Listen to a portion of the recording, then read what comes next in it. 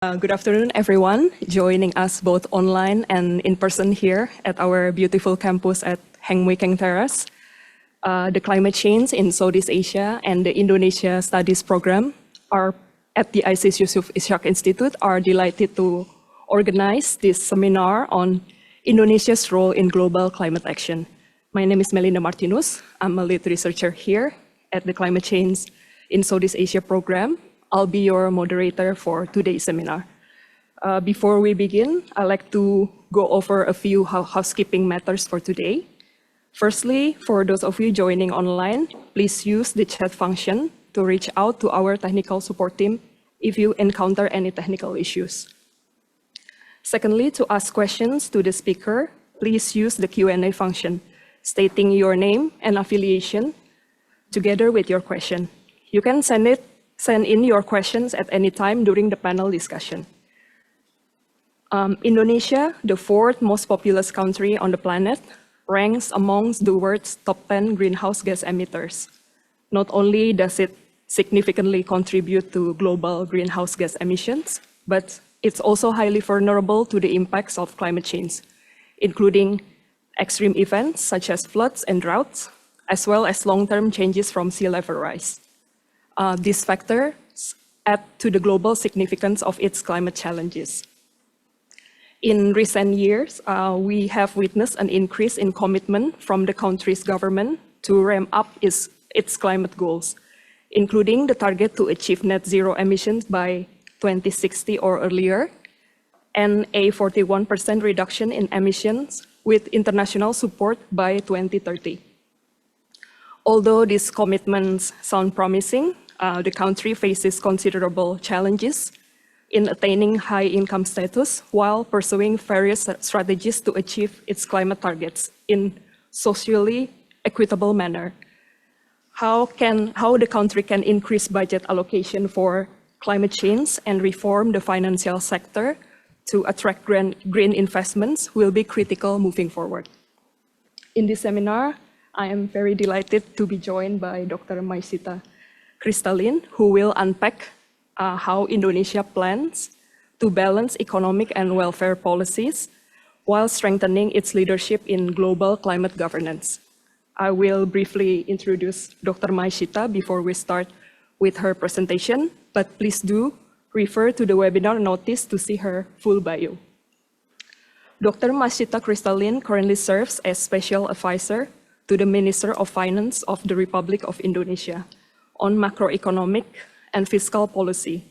She also serves as the Sherpa for the Coalition of Finance Ministers for Climate Action and holds positions and commissioner and board members in several institutions, such as Indonesia Financial Group, or IFG, the World Resources Institute, WRI Indonesia, and the Indonesian Employers Association, or APindo.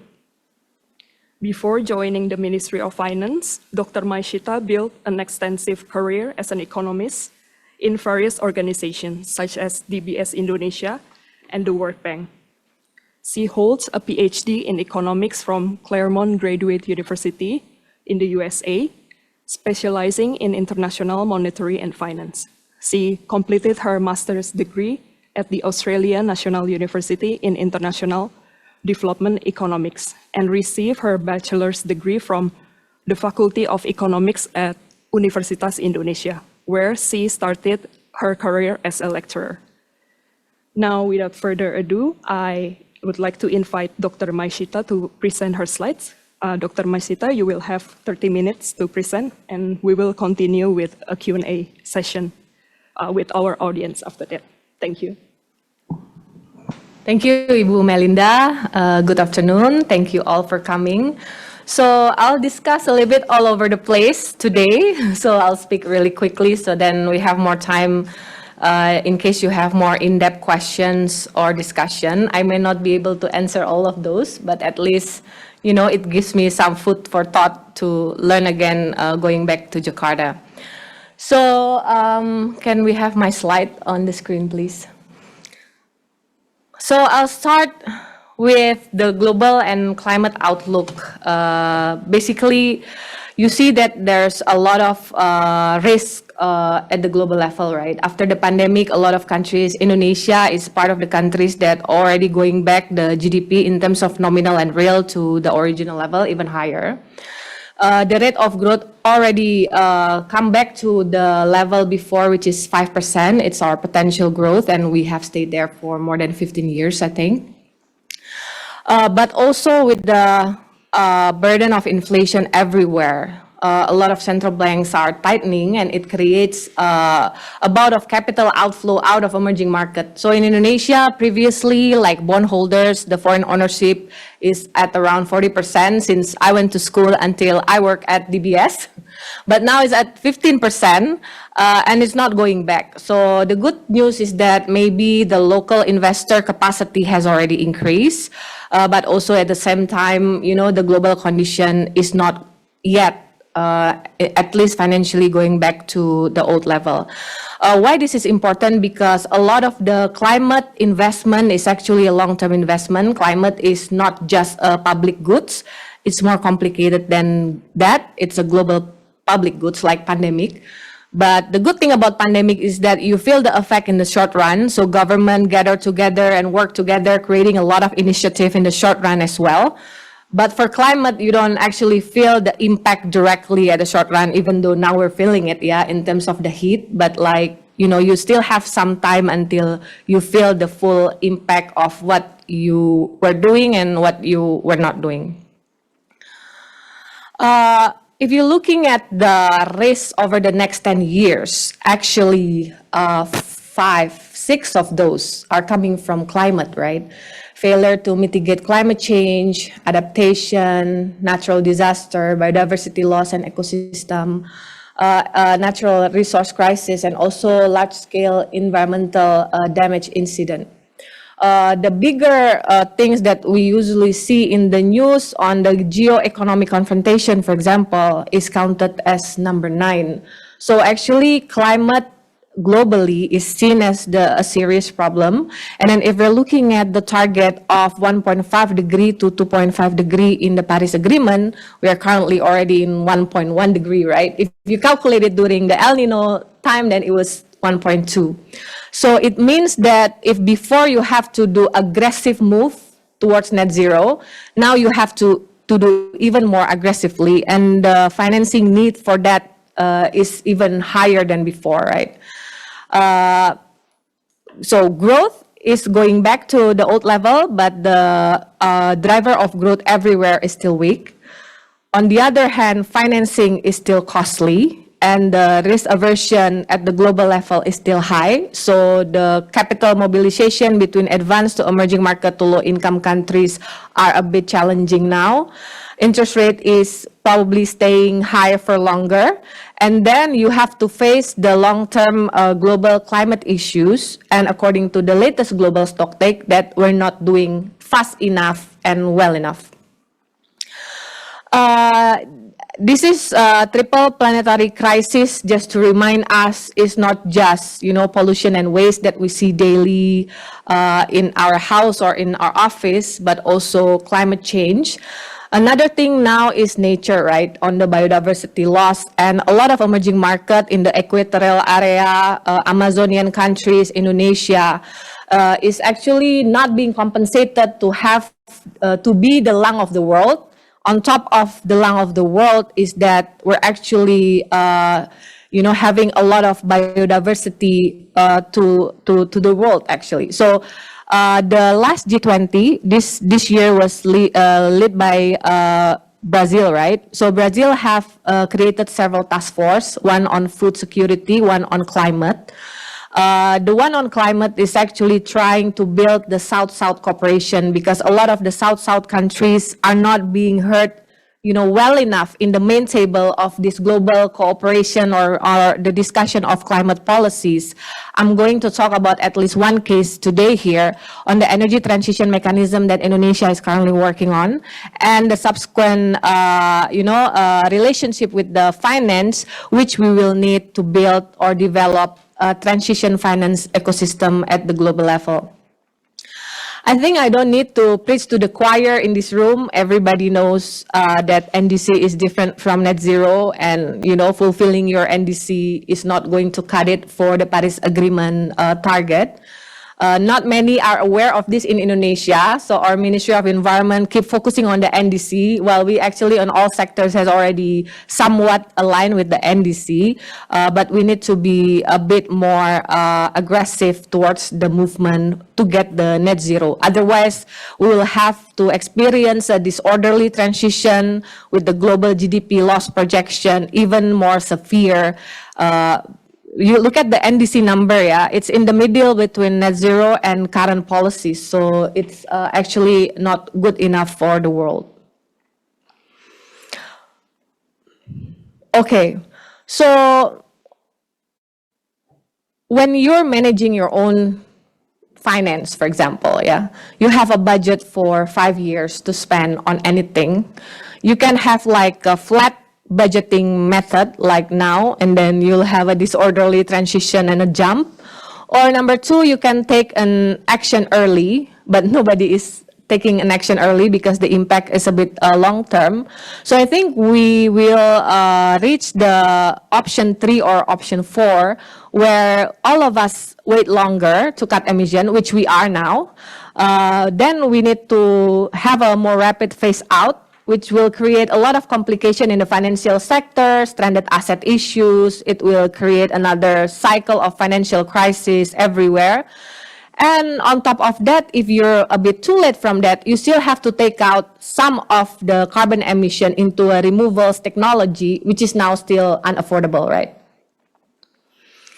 So how much actually the world needs for climate? I cited here from the Songwi Bhattacharya Stern, the 4.3 trillion, but actually GFANS has a higher number, I think 6 trillion, and you find 8 trillion. It really depends on your assumption on how much you need, but this is the amount. You haven't talked about the rate of, the financing that comes with it, and the requirement and the speed to which this type of financing is actually disbursed globally, and more specifically for us is for the emerging market. In the global level, climate finance is actually, so the need is 4.3 trillion, right?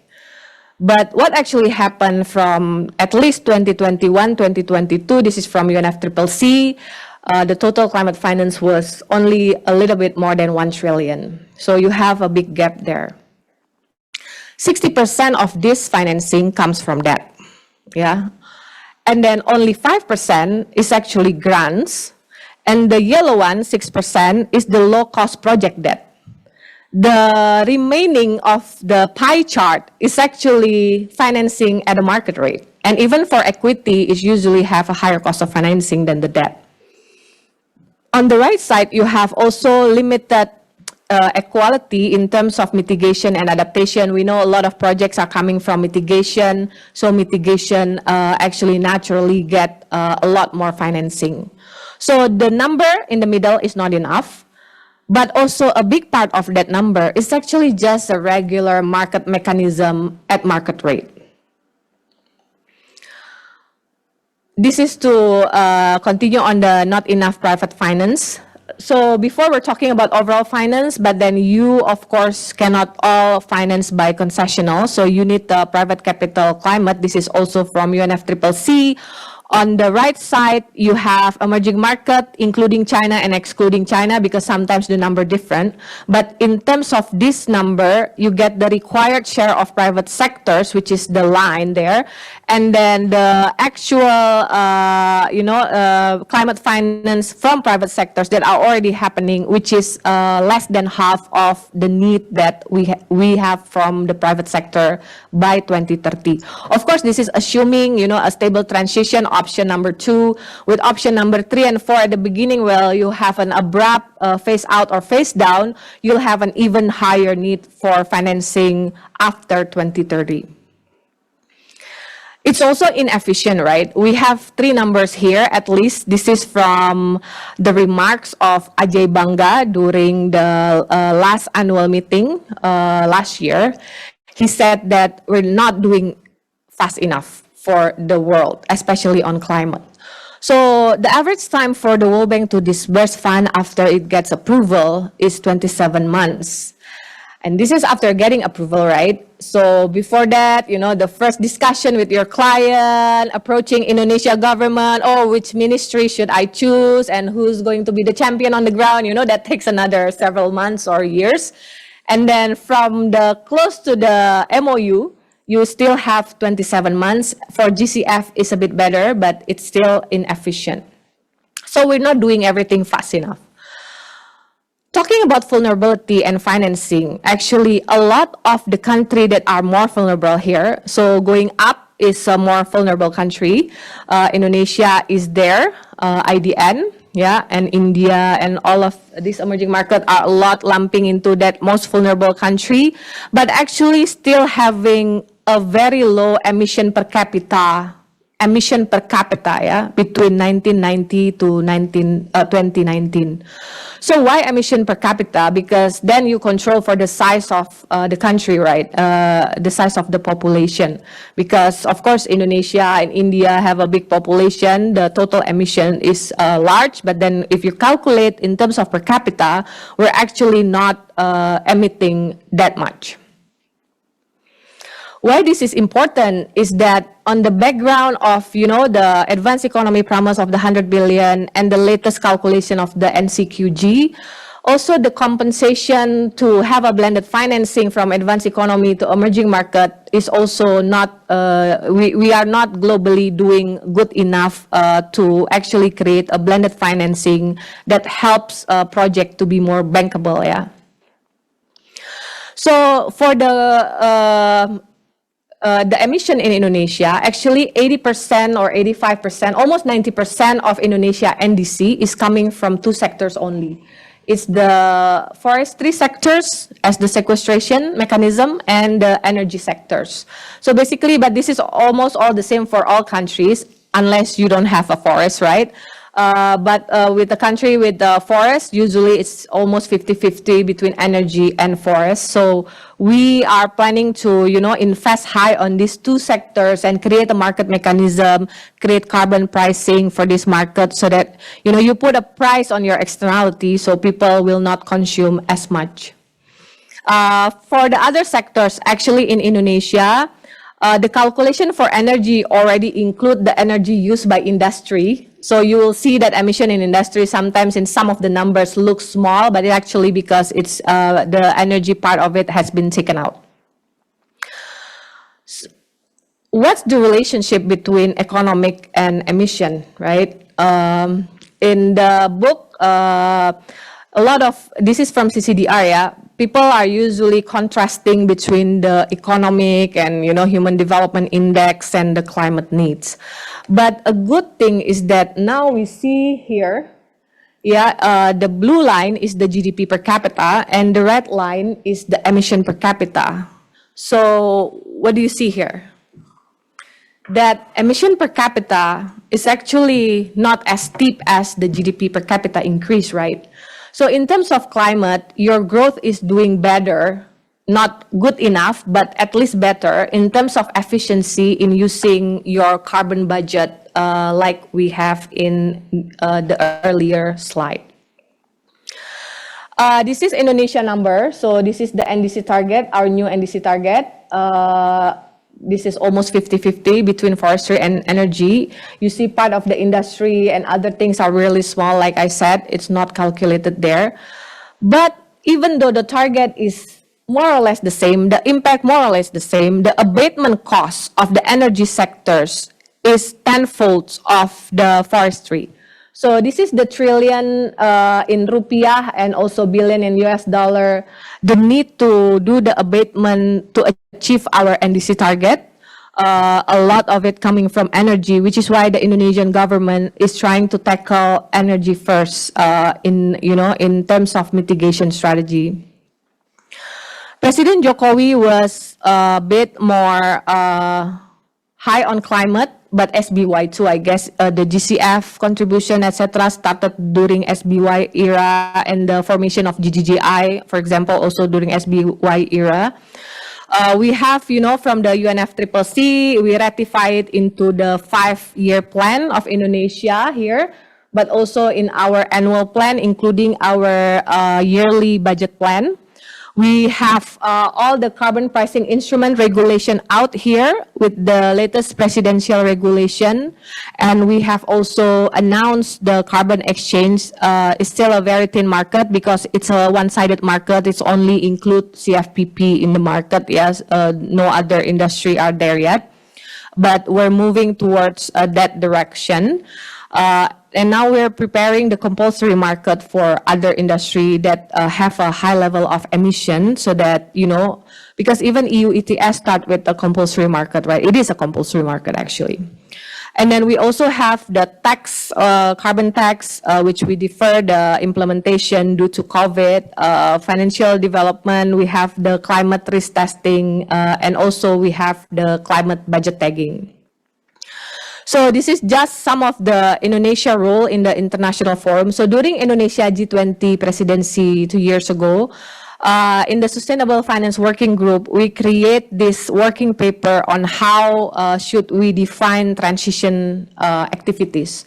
So transition activities is activities that you need to achieve the Paris Agreement or the net zero, but it's not currently being recognized as a green activities in the current taxonomy, right? So usually you don't easily get financing for this type of activities. So Indonesia also announced the energy transition mechanism. We have a country platform. And then a year after that, we do the Just Energy Transition Partnership with the IPG countries.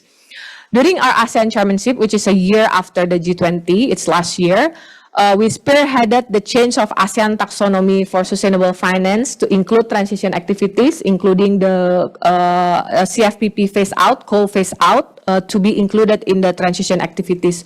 So coal is not green sectors, right? It's red sectors. But then if your coal power plant has a plan for transitioning or to phase down or to phase out, then you can stay in the green in a certain years, and then you move to amber certain years, and then finally you become red or you cannot get rollover for your debt. So this is a good development. Indonesia and Singapore, after this ASEAN taxonomy, has already also revised their taxonomy to align with these needs of emerging market. Indonesia also the co-chairman for the Coalition of Finance Ministers for Climate Action. We have 92 countries member now with I don't know how many institutional partners included. Why the Coalition of Finance Ministers for Climate Action is important? Because usually, the top-down style of climate action start from Ministry of Environment, and we need to involve Ministry of Finance more into the climate action. Otherwise, in terms of country, we don't get a lot of movement. Actually, this is not just for Indonesia or emerging market. It's common everywhere that there's always like a bit of a fragmentation between, the ministries working for climate, environment, energy, finance, different understanding and stuff. So we're always advocating for, sitting together in the main table, talking about the same thing from different angle. Indonesia also with Japan spearhead the Asia Zero Emission Community ASEC. Australia is also included in this Asia Zero Emission Community. So, what is Indonesia's government top of mind? Is it climate change? I think in general for government, the top of mind is to create growth and employment, making sure your people get enough food on the table, right? So Indonesia would like to be an advanced economy by 2045. We need growth of, here is still 6 to 7. I think now the calculation have moved to 7 to 8% to be able to be an advanced economy. So this is the top of mind of policymaker. We need to mainstream climate actions and strategy into the top of mind of government. Otherwise, we're not gonna get their attention, right? So we try to mainstream climate action in terms of, the development policy of Indonesia, both for the long term in the 5 years plan and also in the annual plan of the government. I'll skip this. So there's several steps to address climate risks through green policy. We have, creating the pricing the carbons right by internalizing the externality with carbon pricing, carbon exchange. We do energy transition mechanism and also financing support. But I'll talk about financing support a bit later. So from the fiscal side, you actually have different support for climate policy, right? You usually in the budget, you think about the balance sheet of the government. You have policy on the revenue side, you have policy on the spending side, and you also have policy from the financing side. For the revenue side, of course, all of these tax facilities, etc., non-tax revenue cut. But on the spending side, you have different fiscal transfer. So we have ecological fiscal transfer to region. So if you reach a certain KPI on your climate action for region, subnational level, then you get additional transfer from the central government to incentivize that movement. We have a lot of, profit sharing fund from sustainable nature resource, and we also have BPDLH. This is the Indonesia Environment Facility, or like a unit that work with the GCF fund, the Red Plus fund, etc. You also have from the financing side, we have green bonds, green sukuk. The problem with green bonds is that for many years, Indonesia doesn't actually feel the greenmium for the green bonds. So the yield from green bonds and from the red bonds is actually the same. So there's no benefit. And during discussion in coalition of finance ministers, a lot of other ministers, like for example, from Uruguay also mentioned the same thing. So the global financial market is not valuing climate yet. Even though climate is, the top 7 risk of the next 10 years out of 10 risks that we see in the earlier slide before. But it doesn't price into the policy of pricing, for example, or into the flow of funds. This is the blended financing SDG Indonesia 1. We're talking about trillions. Actually, you can make a difference with only several millions, right? But the point here is that, managing this type of project is complicated, the blending, right? So for example, you have ongoing partners, and for this type of things, KfW can say, I have this requirement for your green projects, and the AFD will say, oh, I have these requirements. So you have to streamline all the requirements, put their money into a certain project that they're okay with. It has to be bankable, it has to be sustainable, and then look at the amount that's realized. It's $300 million, right? So all this complication that you still have to do, the amount that we talk about in the earlier slide and what gets implemented for a country as big as Indonesia is pretty stark different, So my point is that there's a lot of good projects out there that can blend financing. But I think the scalability of this type of activity, we really need to think about the scalability and the speed of implementation so that we can make it even more scalable, right? This is the carbon price, but I guess maybe we should, we don't need to discuss this. So Indonesia implement the cap and tax and trade. For those of you who's interested, we can discuss it later. The carbon exchange. So from the launch of the Financial Sector Omnibus Law on January 23, we were asked to launch the carbon exchange that year, right? So we launched it in September. It was a really, really quick decision and movement. But then actually the market itself is already there. So the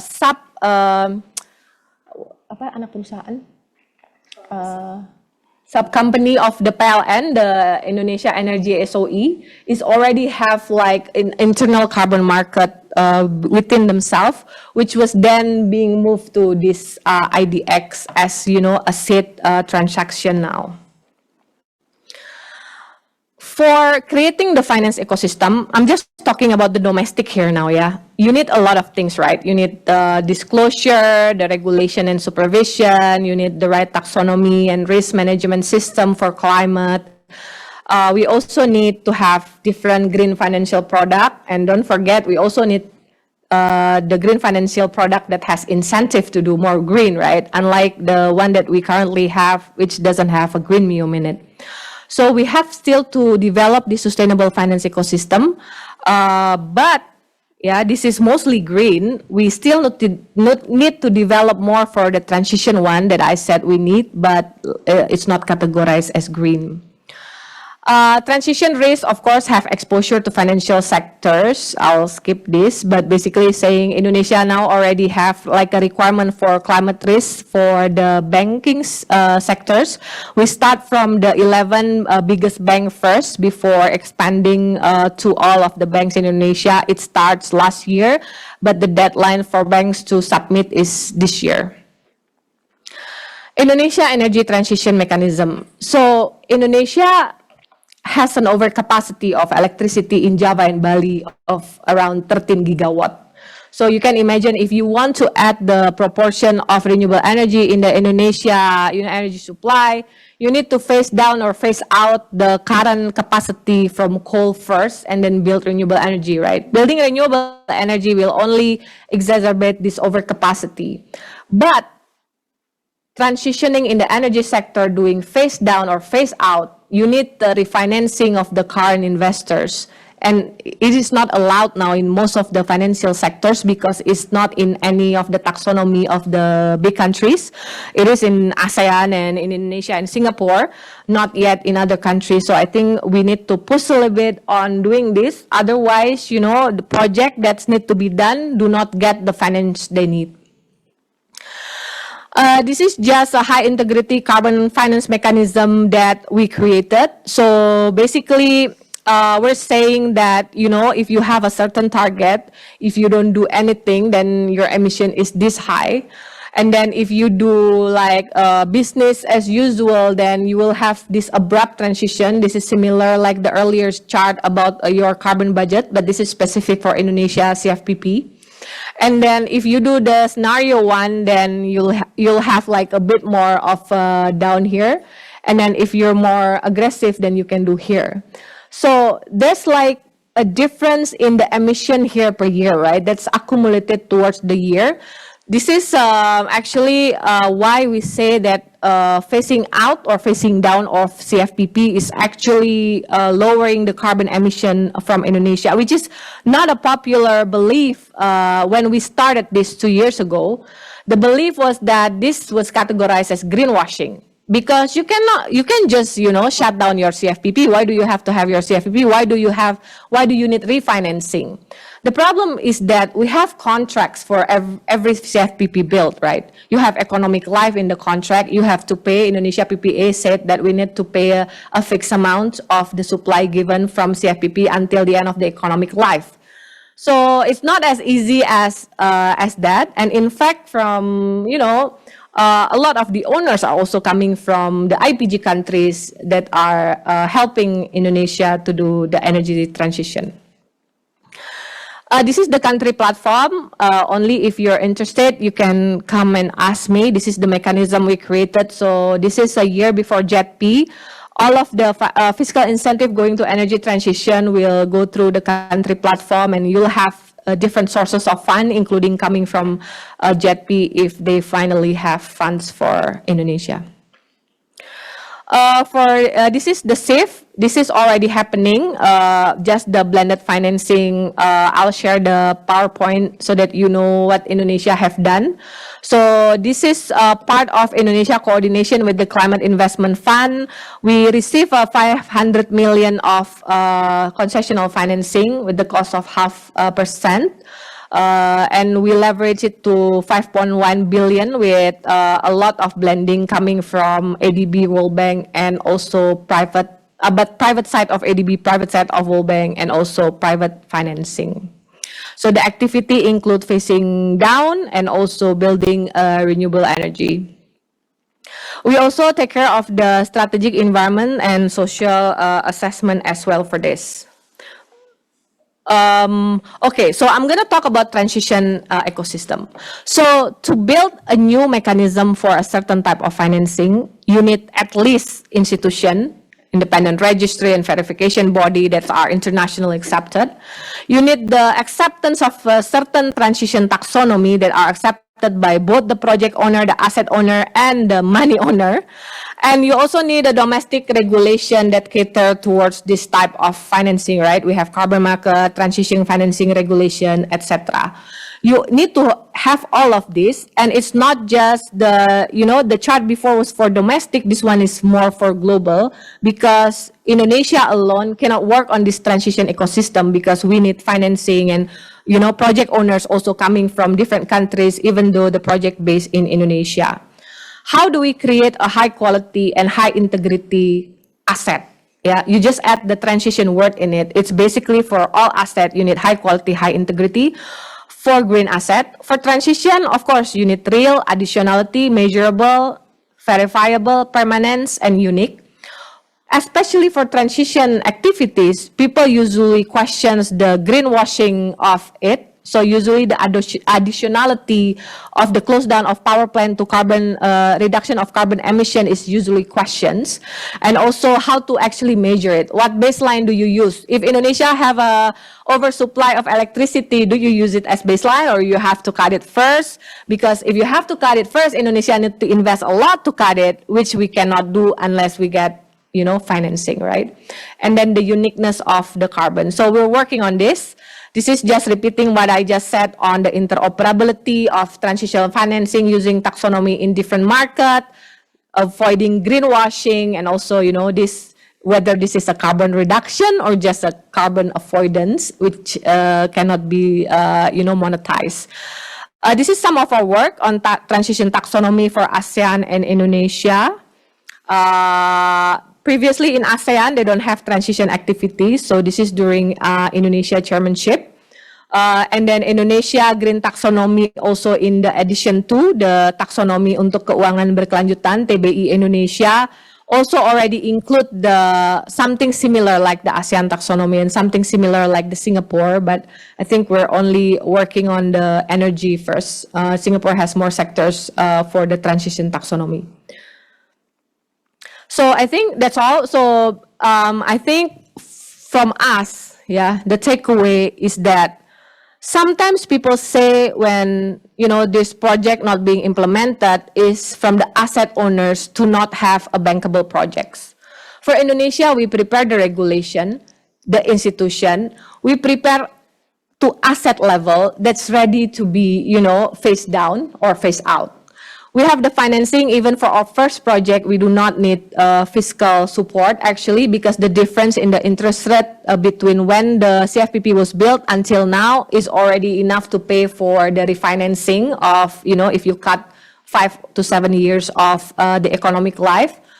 But, the lack of taxonomy, the lack of definition, the lack of acceptance of certain activity created, this catch-22, where even though you have a bankable project, even though you're ready with your pipeline, the money may not flow in still, right? And even the mechanism like JETP, they do not mainstream the activity, by the way. So they come to each country saying we're IPG country, we're JETP, but once you have a certain project A, you want to be financed by one country and 2 countries, and each of you are the institution, I have to do bilateral to each of you. And if I'm also have like a several party as the asset owner, so you can imagine the complication is actually not a streamlined business model. It's actually a business as usual, but you put it together so that they can tell you what target you should have.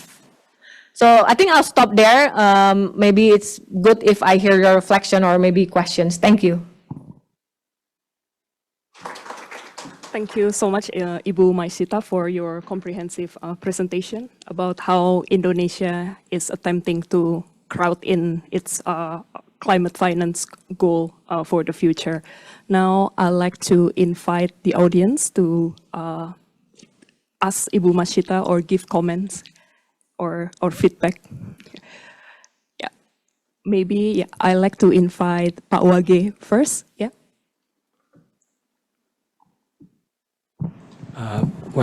Thank you so much, Ibu Masyita, for your insightful presentation.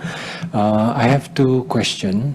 I think key to Indonesia energy transition is the phasing out of fossil fuel and electricity subsidy. And yeah, I'm not sure how likely is this phasing out of fossil fuel subsidy and also electricity subsidy under the new government. Whether you think that it is possible, given that we also know that the new government has many big programs that they want to promote, including the food estate. So, which all these big programs also needs financing. So it will compete with the, I think, fuel subsidies and electricity subsidies.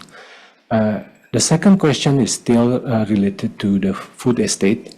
I think in your presentation you talk about the forestry and land use as one of the contributor for emission in Indonesia. So if later the new government continue with the food estate, do you think that this will contribute more to the emission? And it will adversely affect Indonesia emission target because of the food estate development. Yeah, thank you. Thank you, Pak Wage. So if we're talking about the new government, it's a bit of a speculation from my side. I think for PLN, for example, PLN is Indonesia Electricity Company, right? It holds a monopoly and monopsony for this market. Can PLN not phase out the coal? The answer is no, because PLN need to roll over their debt. And now people who wants to buy the PLN bonds always requires a certain ESG standard and, proportion of renewable energy in the PLN. So now internally PLN is thinking about, increasing the proportion of renewable energy. One of the reason is because of because we do want to transition, Indonesia want to transition, but also because of the pressure coming from the financier too, right, from the global. So I think more or less, the direction, my guess, will be the same because you will have the same pressure anyway. And then a lot of for example, the CFPP that we're working on is purely private, right? This is not owned by government. It's purely B2B. The company come to Indonesia Sovereign Wealth Fund asking to be phased out because they want to lower their proportion of coal energy supply within their own corporation because they also have ESG standard coming from their country and coming from their own consumer, right? So I think this type of pressure are still there. So the new government will have to, think about the same constraint. So I'm hoping that, it only makes sense for them to keep going in this direction.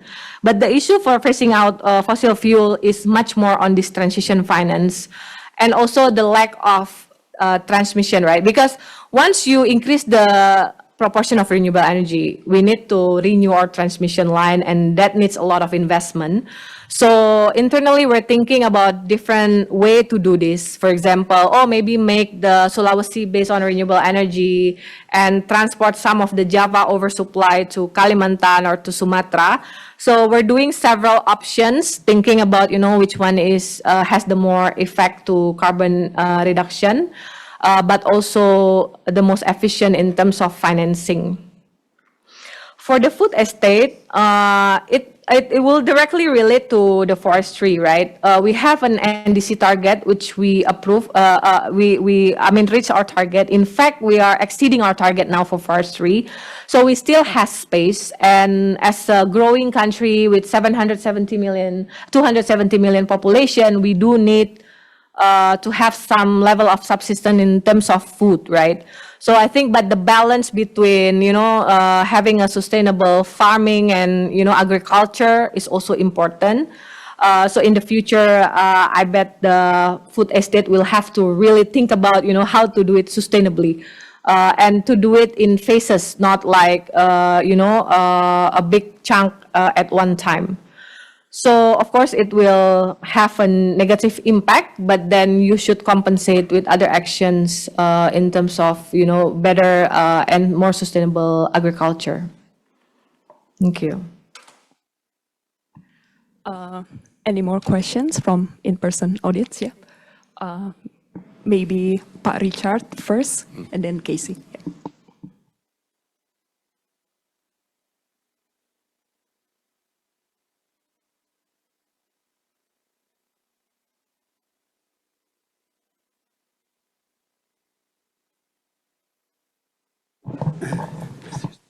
You. This is a little bit more, first of all, thank you very much for your presentation, Ibu Masyita. I think from outside Indonesia, it's easy to have the guess or the impression that not a lot is being done in this area, and you have knocked this down with the presentation, that a lot of work is being done in a lot of different directions. Now, there is a lot of skepticism about how well Indonesia can do in energy transition. And this is more in the area of comment rather than question, but I'll try to make it a question. The reason for skepticism is feeling that the vested interests are too strong. Of course, PLN is its own kind of vested interest, but then you've got the coal kings who are supplying PLN and meeting their domestic obligation and whatnot. There's just too much money in coal in recent years. But you see cause for optimism that vested interests can be tackled or contained by the white hats, as it were, people trying to do good. Thank you. Maybe we will combine it with Casey. Yeah. Yeah, I was wondering whether the ministry has done a sort of welfare analysis on the distributive effects on this energy transition that you aim for. I mean, you hinted at, for example, you are exploring different, for example, strategies for different province, and the economic clustering agglomeration is different across, and also the distribution of industries and all that. Has that been carried out? And also the other question on the fiscal issue is obviously an important element of it. Whether the kind of plans that you outline, what does it assume in terms of whether additional fiscal reforms are needed? For example, we all know that the taxation is an issue in Indonesia, right? Whether the plans that you outline, this is a very long transition. Does it have any sort of like assumptions on what additional fiscal reforms need to be carried out in this long-term period? Or is it assumed away in the modeling? Thank you. Thank you, Pak Rick and Pak Casey. Yeah, for energy sectors, I think everywhere, yeah, Pak Rick, it's the one that's fuel vested interests, or it's actually big money and big people in the energy sectors everywhere. So it's always not easy to reform energy sectors in any countries, especially when we have a monopoly in the generation, not only in the transmission, right? So in Indonesia, the issue for this is not only energy transition, but also reform in energy sectors as a whole, how to make it more efficient. Why are we paying, a much more expensive price per kilowatt hours because of the old contracts when it wasn't that efficient, etc. And add to this, you also have, the additional burden of these stranded asset issues. In Europe, the coal power plant is much older, so they're almost close to their economic life anyway. In a country like Indonesia, a lot of the power plants are still young, still have some times before the economic life ends. So can you imagine who should pay for this stranded asset? So let's say we have a full stop at 2040, 50, 60, right? Or for certain countries. For the leftover of the remaining economic life, who should pay?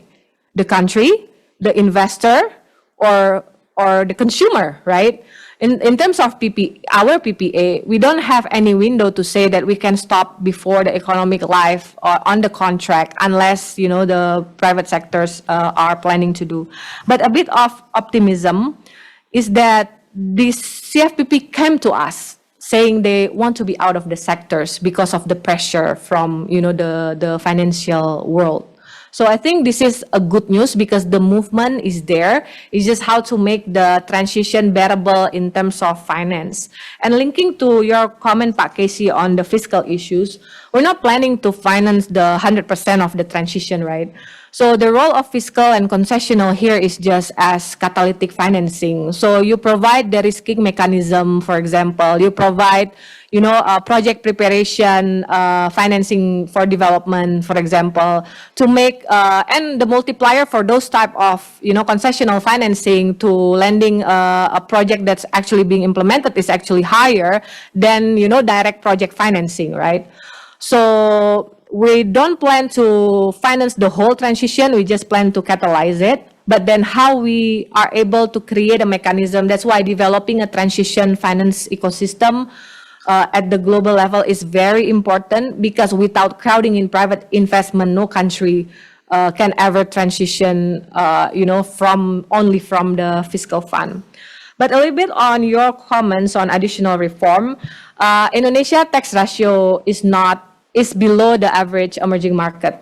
So to be able to be a higher income countries with 7% growth, we need a higher level of tax ratio assumption in there.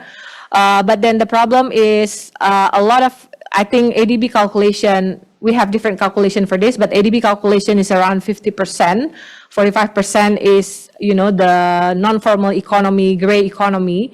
And a big part of it is also a small, medium enterprise that pays very little tax. So you also see hunching effect within the supply chain. So a big companies, they started to have, their supplied by smaller company that's within the SME. So these things happen too. It lowers even further. But now we're looking at it from the overall level, not just increasing tax, but also doing this tax reform in terms of governance and, data collection, etc.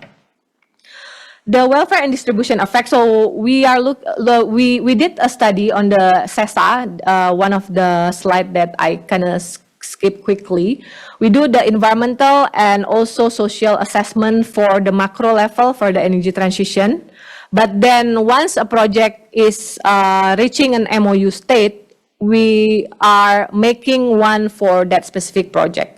So we have one for the national level energy transition, this social impact, but then we also have to make each one for each project that's actually being implemented, right? To see what's the effect to that particular region, to that particular city or subnational level. For the clustering and agglomeration of industry, a lot of the industry are in Java. And Java doesn't have enough renewable energy. That's why, one of the options that the government is currently thinking is to distribute away some of the excess electricity from Java so that we can add more renewable energy proportion into the whole electricity mix. So that, companies that requires a certain amount, like RE100 companies, for example, they can get, the renewable energy sources that they need to operate. But the speed of the transitioning, of course, depends on, there's a cost of stranded asset, there's a cost of building new renewable energy, but also overall, there's a cost of upgrading the transmission, right? Because of the proportion. Now we still use the old transition line that cannot bear to have even a minimum amount of renewable energy. We find it hard to maintain in the current infrastructure. Thank you. We also received some questions from the online audience. I think there are two questions from Muhammad Saud from Universitas Airlangga in Surabaya and also Nilam Sari. These two questions are related to social aspect of energy transition. First, how the youth, the Indonesian youth can engage in climate action, and then how the impact of the energy transition in Indonesia on the socio-economic conditions of the people of Indonesia. That's the one, I would say, cluster of questions. And then we also receive a question from Professor Indra Overland from NUPI in Norway. Can you also elaborate more on the lack of coordination among the JETI donor countries? Yeah. Thank you. So the socio-economic condition, I'll share with you the link of that study, the study of economic and social impact assessment. There's always a distributional income affected by any move in a certain industry, right? And energy transition is not an exception. So we're thinking about, how to use the same people who's working in this power plant to, other industries that we can train them fast. So one thinking is to build a vocational school around that, creating a new industry around that area as well, or, transferring it to something else like a type of industry. One thinking by the ADB is to make it like a solar panel industry, for example, in some of the area that we plan to close down the CFPP. How youth can engage in climate action. There's actually a lot of movement in Indonesia now coming from the young people. And actually, if you're looking at the survey, the young people in Indonesia care more about climate action than Gen X, yeah. Or millennial, like us. Yeah, we're the oldies now. Yeah, so the younger generation care more and they understand more. And in fact, several of them are making like a startup working on climate, on sustainable fishery, on sustainable agriculture, little projects, crowdfunding on some sustainable issues, creating, ways for change, like you put, they create a service where your household or your office can be net zero. So they're going to manage your waste at a price. So there's a lot of movement from the young generation in Indonesia. So I'm quite hopeful, that climate policy is going to move at least from the demand side, and the government also realizing that this type of policy needs a nudge from the government. We need to create the compulsory market. Now we don't have a cap for carbon emission for sectors, for example. Actually, it's in the draft of many of the line ministries, like Ministry of Energy, Ministry of Industry, and also Ministry of Environment. But maybe we're still need to work a little bit more on, how to finalize that and the sequence of doing it without jeopardizing the, economic, because now we're only getting out of the pandemic. After the El Nino, Indonesia also experienced quite a high inflation. We're also in the transition years in terms of politics, right? So we need to manage a lot of issues just to maintain everything to remain balanced and to maintain the enabling environment for both macro, fiscal, and monetary to support growth. Lack of coordination between IPG. So IPG countries consists of Treasury or Ministry of Finance, depend on what countries you're on, right? So the people that comes into the deputy meeting is actually people from the Ministry of Finance, and they would like to talk about projects.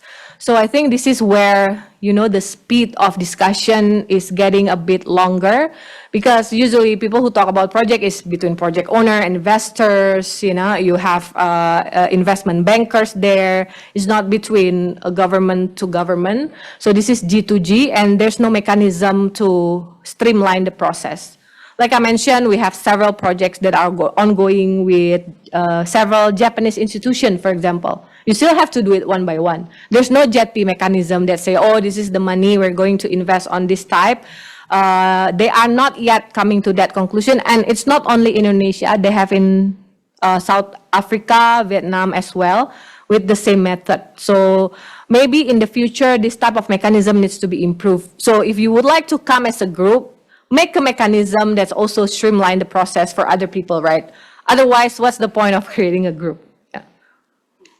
Thank you so much, Ibu Masyita. Maybe I would like to invite one more question, if you have any, one more burning question before we end our session today. Yeah, no more question. Okay, thank you so much, Ibu Masyita, for your insightful presentation. If I may summarize your presentation into 4 points. First one is, as much as we want to do more for climate action, we realize that actually the global trend is so much different now. The borrowing costs for climate is getting more expensive, and then we are very concerned with inflationary pressures. And then the second one is, at the global level, the climate mobilization is extremely lacking. We need more than $4 billion for climate finance needs, but we're nowhere reaching that target. And then also the third one, Indonesia, a country which often faces budget constraints. It needs to be creative in crowding in support for climate capitals. You mentioned a lot of initiatives are actually implemented in Indonesia, such as carbon tax, budget tagging. Also, Indonesia is very proactive in creating energy transition platform and proactive in international forums, influencing the financial sector to really invest in emerging markets. And also, we mentioned a little bit about relocating energy subsidy to really improve the capital.